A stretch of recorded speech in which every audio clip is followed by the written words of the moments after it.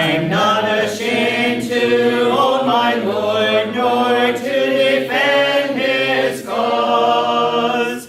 Maintain the honors of his word, the glory of his cross.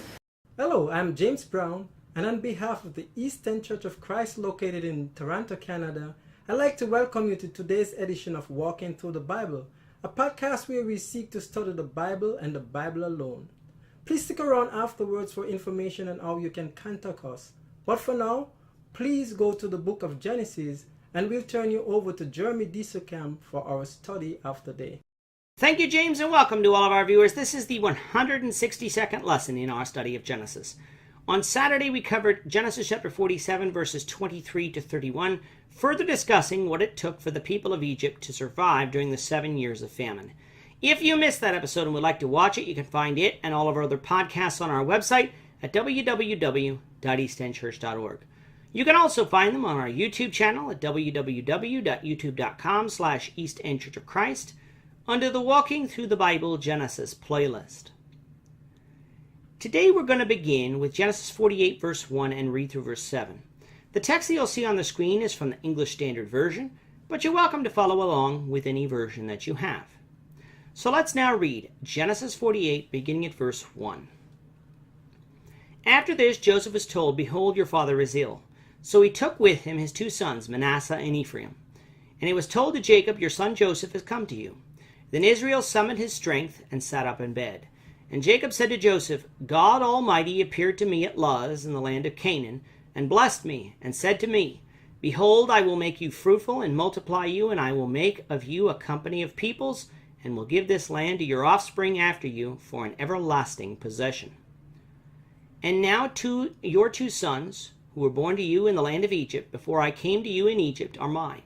Ephraim and Manasseh shall be mine, as Reuben and Simeon are. And the children that you fathered after them shall be yours. They shall be called by the name of their brothers in their inheritance. As for me, when I came from Padan, to my sorrow Rachel died in the land of Canaan on the way, when there was still some distance to go to Ephrath. And I buried her there on the way to Ephrath, that is Bethlehem. On Saturday we found that the 7 years of famine had now ended. Because of the famine, Pharaoh now owned the private lands in Egypt, but only charged 20% of the yearly crop yields as rent, so that the people could continue living on the land. At the end of the chapter, we find that 12 years after the famine have passed, meaning that Jacob is 147 and Joseph is 56. Jacob asked Joseph to swear that when Jacob dies, he will not be buried in Egypt, but will be buried in the cave of Machpelah, which is in Hebron. Joseph swears that he will do that.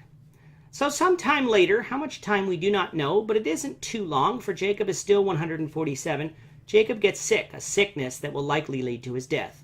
Word gets to Joseph, and so he comes with his 2 sons, Manasseh and Ephraim, to see his father. Jacob sees his son and 2 grandsons and summons the strength to sit up in bed. He then recounts what God has done for him in this life.